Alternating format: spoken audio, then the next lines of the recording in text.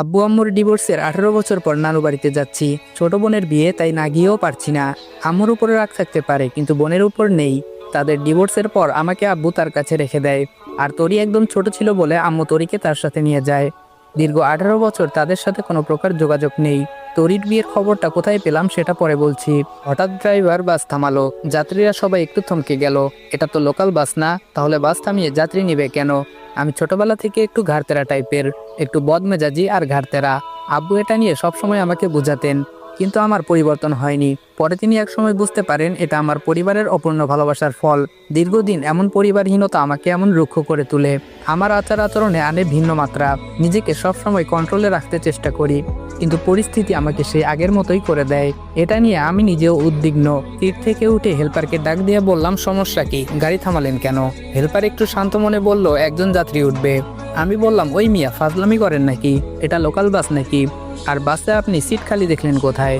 Helper আমার কথার উত্তর দিতে দিতেই বাসে যাত্রী উঠে গেল। ড্রাইভারও গাড়ির সামনের দিকে অগ্রসর করলো।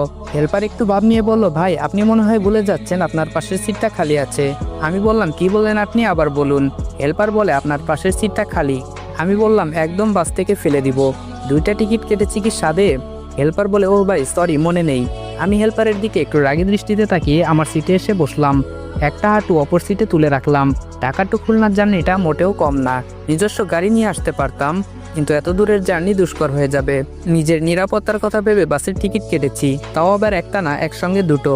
রাত হয়ে গেলে ঘুমোতে সুবিধা হবে। আমি আবার বসে ঘুমাতে পারি না। আর তার থেকেও বড় কারণ হচ্ছে বাইরের মনোরম পরিবেশ যেন উপভোগ করতে পারি জানালার পাশে বসে। যদি জানালার পাশে সিট না পাই, তাই একসঙ্গে 2টো টিকিট কেটেছি, যেন কেউ এসে ভাগ বসাতে না পারে, বলতে যেন না পারে যে জানালার পাশের সিটটা আমার। হেল্পার আমার পিছনে ভাই ভাই করতে করতে আসলো। আমি অন্যদিকে মুখ ফিরিয়ে তাকিয়ে আছি। কোনোভাবে আমি আমার সিট ছাড়ছি না। হেল্পার বলে, ভাই আমরা আপনার এক সিটের ভাড়া ফেরত দিয়ে দিচ্ছি, তবুও আপনি একটু কষ্ট করে একটা সিট ছেড়ে দিন। আমি চোখ রাঙিয়ে তাকিয়ে আছি হেল্পারের দিকে। খুব রাগ হতে লাগলো হেল্পারের প্রতি, তবে মুখে প্রকাশ করলাম না, নিজেকে কন্ট্রোল করলাম।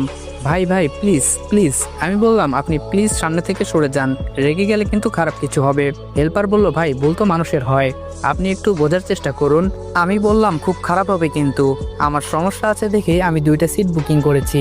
হেল্পার বলে, ভাই উনি যুবতী একটা মেয়ে, দাঁড়িয়ে দাঁড়িয়ে এত দূর যাবে, কেমন দেখায়? মা বোন তো আপনার বাড়িতেও। আমি বললাম, জাস্ট শাট আপ, সব কিছুতে মা বোন টেনে আনেন কেন? যান সামনে থেকে। আমার ধমক খেয়ে চলে গেল সে। আমি অন্যদিকে তাকিয়ে আছি। আমার সিটের পাশে কারো উপস্থিতি টের পাচ্ছি। সিটের উপর হাত রেখে দাঁড়িয়ে আছে। বুঝতে বাকি নেই, অনাকাঙ্ক্ষিত যাত্রী। সে যেই হোক, আমার সিট ছাড়তে আমি অসম্মত।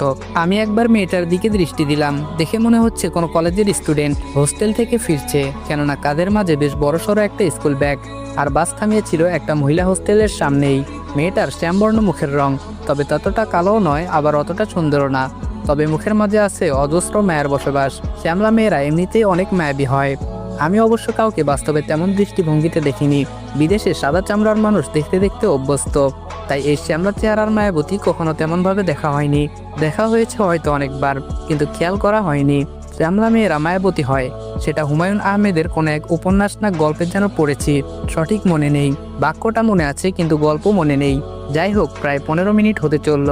মেয়েটাও কিছু বলছে না, বসবে কি না। আমিও বলছি না। হেল্পার কিছুক্ষণ পর পর পেছনে তাকিয়ে দেখছে আমি সিট ছেড়েছি কিনা। আমার দৃষ্টি বরাবর হলে আবার অন্যদিকে তাকিয়ে ফেলে। আশেপাশে তাকিয়ে দেখলাম অনেক যুবক আর মাঝবয়সের লোক মেয়েটাকে চোখ দিয়ে গিলে খাচ্ছে। এই বিষয়টা নিতে পারলাম না। সমাজটা আজ নষ্ট হয়ে গেছে। একটা মেয়ে একলা নিরাপদ নয়। দুষ্ট লোকদের লোভাতুর দৃষ্টি মেয়েদের উপর পড়বেই। সিট থেকে পা নামিয়ে ইশারা করলাম সিটে বসার জন্য, কিন্তু সে সোজা হয়ে দাঁড়িয়ে আছে আমার দিকে তাকিয়ে। মনে হচ্ছে কি যেন বলবে। আমি বললাম, কি হলো? মেয়েটি বলল, ভাইয়া যদি কিছু মনে না করেন একটা কথা বলতাম। আমি বললাম, মনে করার হলে অবশ্যই করব। মেয়েটি বলে, তাহলে দাঁড়িয়ে থাকি। আমি বললাম, দাঁড়িয়ে থাকতে ভালো লাগলে দাঁড়িয়ে থাকুন, আমার এত মাথা ব্যথা নেই। একটু পর আবার মেয়েটা বলল, ভাইয়া জানালার পাশের সিটটা কি পাবো? না মানে যদি কিছু মনে না করেন। আপনি যে পরিমাণ রাগী, ভয় পাচ্ছিলাম। কি ভেবে যেন সিটটা ছেড়ে দিলাম, সঠিক বুঝতে পারলাম না। মেয়েটাও সেটা আমার থেকে অ্যাকসেপ্ট করেনি। মনে করেছিল আমি অনেক কথা শুনিয়ে দিব। আমি উঠে গিয়ে মেয়েটাকে বসতে দিলাম জানালার পাশে। সে খানিকক্ষণ আমার মুখের দিকে তাকিয়ে রইল। আমি বললাম, বসবেন নাকি আমি বসবো? মেয়েটি বলল, না না বসতেছি, বিপরীত পাশে বসে আছি। এখন অবশ্য আফসোস হচ্ছে, সিটটা কেন ছাড়লাম। একদম উচিত হয়নি সিটটা ছাড়ার। নিজের 5 আঙ্গুল মুষ্টি চেপে রাগ কন্ট্রোল করলাম। একবার রাগ কন্ট্রোল না করতে করতে আবার আরেকটা ঘটনা ঘটলো। হেল্পার এসে মেয়েটাকে বলল ভাড়া দেন। আমি হেল্পারের দিকে তাকিয়ে রইলাম। বাসের হেল্পার ছিল একটু কম বয়সী, বয়স কত আর 19-20 হবে হয়তো। এই পেশায় সে নতুন, তার আচরণে বোঝা যাচ্ছে। আমাকে সে প্রচণ্ড ভয় পাচ্ছে সেই ঘটনার পর থেকে। যাই হোক, আমি ছেলেটির উদ্দেশ্যে বললাম, একটা সিটের ভাড়া কতবার দেওয়া লাগে? হেল্পার বলে, না মানে ওনার থেকে ভাড়াটা নিয়েই আপনাকে দিতাম। আমি বললাম, তোমাকে কিছু করতে হবে না, যাও এখান থেকে। আর হ্যাঁ, কতক্ষণ লাগতে পারে? বিকেল গড়িয়ে সন্ধ্যা হতে চলল। মেয়েটা এক মনে বাহিরের দিকে তাকিয়ে আছে। প্রয়োজন ছাড়া কোনো কথা হয়নি তার সাথে। অবশ্য আমার আগ্রহ কম কথা বলার জন্য, তাই কথা হয়নি। আচমকা মেয়েটি হেসে হেসে বলল, পৃথিবীর মানুষগুলো কত বৈচিত্র্যপূর্ণ। আমি তার কথার কোনো কর্ণপাত করলাম না, স্বাভাবিকভাবেই সামনের দিকে তাকিয়ে আছি। মেয়েটি বলল, আপনি দেখছি খুব অদ্ভুত। আমি বললাম, এখানে অদ্ভুতের কি আছে? মেয়েটি বলল, ভেবেছিলাম আপনার মনটা খুবই ভালো, কিন্তু আপনি যে একঘরে টাইপের কে জানতো। আমি বললাম, এক্সকিউজ মি, কি বলছেন? মেয়েটি বলল, আমি মানুষটা কালো হলেও সত্যি কথা বলতে কোনোদিন পিছু পা হই না। আমি বললাম, আমাকে একঘরে বললেন কেন? মেয়েটি বলল, একটা মানুষ পাশে বসে আছে, সে কি জীবিত আছে না মৃত সেটাই তো আপনি বলতে পারবেন না, আপনি এমন কেন? আমি বললাম, আমি এমনই। মেয়েটি বলল, আপনি কথায় কথায় এত রাগ দেখান কেন? মেয়েটার কথায় একটু ভড়কে গেলাম। অপরিচিত মানুষের সাথে মেয়েরা এত আগ বাড়িয়ে কথা বলতে পারে, সেটা আগে জানা ছিল না আমার। নিজেকে একটু শান্ত করে বললাম, আপনি কিন্তু। মেয়েটি বলল, আমি কি? আমি বললাম, কিছু না। মেয়েটি বলল, আমি খুব মিশুক স্বভাবের মানুষ, আমি চুপচাপ থাকতে পারি না বেশিক্ষণ। অবশ্য অপরিচিত মানুষের সাথে কথা বলি না, কিন্তু আপনার সাথে কথা বলতে কেন যেন ইন্টারেস্টিং লাগছে। আমি বললাম, আমার মাঝে সবাই বদমেজাজ খুঁজে পায়, আর আপনার ইন্টারেস্টিং লাগছে, কি অদ্ভুত। মেয়েটি বলল, শুনেন, একটা কথা বলি, আপনার মাঝে বদমেজাজ আছে সেটা মানছি, তবে আপনার মাঝে সুন্দর একটা মনও আছে। মেয়েটার কথা শুনে আমি রীতিমতো স্তব্ধ। এমন কথা কারো মুখ থেকে এই প্রথম শুনলাম। মেয়েটা কথাটা বলেই বাহিরের দিকে মুখ ফিরিয়ে মুচকি মুচকি হাসছে। অস্বীকার করব না, মেয়েটার গোছালো দাঁতগুলোর হাসিটা দেখার মতো। আমি একটু কড়া হয়ে বললাম, সুন্দর মন দেখলেন কোথায়? মেয়েটি বলল, এই যে। দুষ্টু লোকগুলো যখন আমার দিকে অন্যরকমভাবে তাকিয়েছিল, এটা আপনার কাছে ভালো লাগেনি, তাই সাদের সিটটা ছেড়ে দিলেন। এ থেকে কি বোঝা যায়? মেয়েটা কিভাবে বুঝতে পারলো আমি বুঝলাম না, তবে সে বিচক্ষণ আর বুদ্ধিমতী, ভালোই অনুমান করতে পেরেছি। তবুও আমি একটু কঠিন সুরে বললাম, দাঁড়িয়েছিলেন তাই সিটটা ছেড়েছি, এর মানে এটা নয় যে আমি ছেলেটা ভালো। মেয়েটি বলল, সেটা তো দেখলাম। আচ্ছা, আপনার নামটা কি? আমি বললাম, মনে নেই। মেয়েটি বলল, ছেলেদের এত অ্যাটিটিউড ভালো না। আমি বললাম, কেন? মেয়েরাই শুধু ভাব দেখাতে পারবে, ছেলেরা পারবে না? মেয়েটি বলল, এই আপনি রাগান্বিত হবেন না, আপনার এই রাগান্বিত মুখটা খুব ভয় করে। থেমে গিয়ে একটু শান্ত হলাম, চুপ করে অন্যদিকে তাকিয়ে আছি। মেয়েটা সত্যিই সাদাসিধে, মানুষের সাথে মিশতে চায়, কিন্তু আমি তো তার বিপরীত।